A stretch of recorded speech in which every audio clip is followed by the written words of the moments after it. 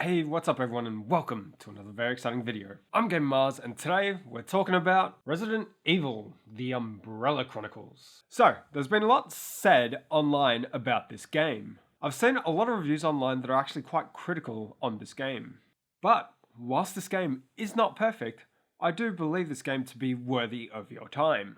So, when I get to the negatives later on in this video, do take them with a grain of salt. So, Resident Evil, The Umbrella Chronicles. You get to play through in Resident Evil 0, 1, and 3, all in the form of a first-person shooter. It's as awesome as it sounds. Oh, and there is an original story in this game. This game even sends you off to an Umbrella facility in Russia.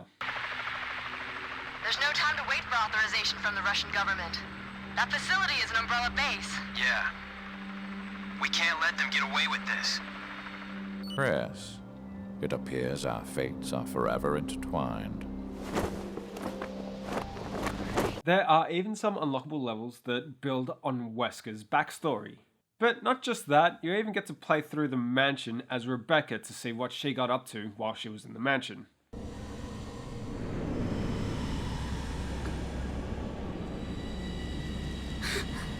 Basically, what this game's story does is it gives you a condensed version of the events of Resident Evil 0, 1, and 3. And as someone who started at Resident Evil 4, who cannot go back to those fixed camera angle games, this game was a breath of fresh air. So, where this game shines as a first-person shooter is that there is a focus on story. You see, not many light gun games have a huge emphasis on story.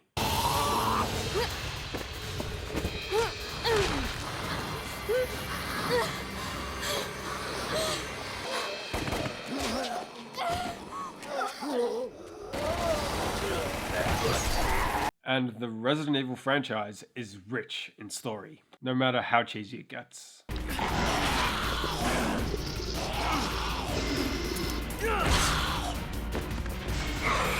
And like all Resident Evil games, this game will require you to practice ammo conservation, a strategy not too commonly found in light gun shooters.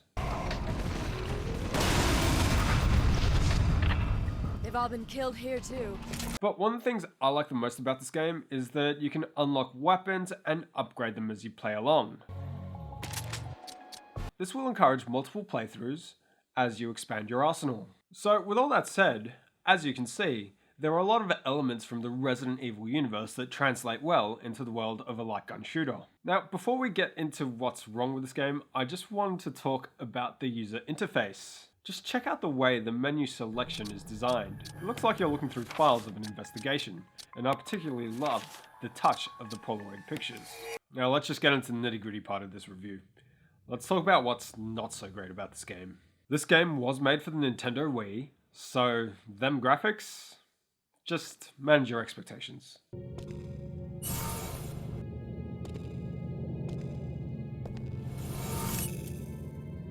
In the Resident Evil universe, you have herbs to recover some health. In this game, when you pick up a herb, you heal immediately. You cannot choose when to consume it.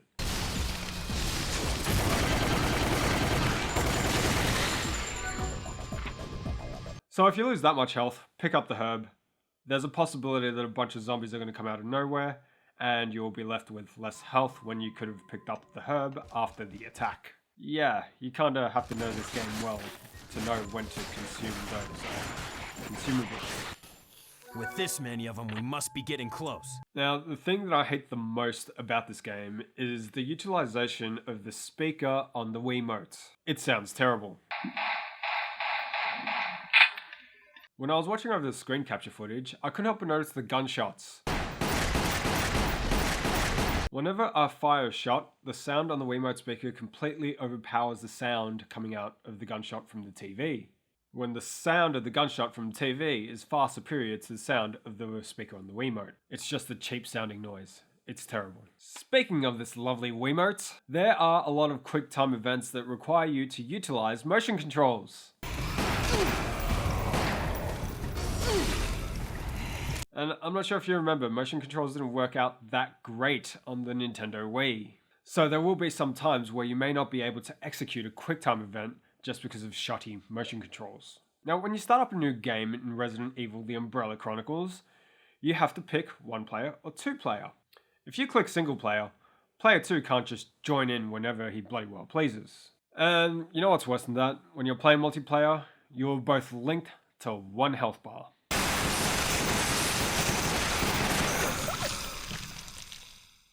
As an only child, sharing was never one of my strong points. Now, another thing I wanted to touch upon was I really didn't like this game at first. You see, I picked it up when I wasn't a Resident Evil fan. But I gave it another go when I was a Resident Evil fan, and I still didn't like it. It wasn't until I played its far superior sequel, The Dark Side Chronicles, that got me to come back and actually enjoy this game. So take what you will from that. You may have to be a Resident Evil fan to enjoy this game. Oh, and this game's difficult, if that's a problem for anyone out there. And yeah, those are the gripes I have with this game. But having said all that, all the negatives in this game, I do believe this to be a worthy playthrough, especially if you're a Resident Evil fan. If you're a hardcore fan of Lycon games, I do believe this game is worth checking out for you. But if all these negatives are too much for you, there is a superior version of this game on the PlayStation 3, which takes away some of the problems with this game, like the graphics and the horrific speaker in this device. Anyways, have you guys played The Umbrella Chronicles? Let me know in the comment section below. What's your favorite Resident Evil game? Who's your favorite character? I want to know everything about you guys. Anyways, that's it for me. See ya.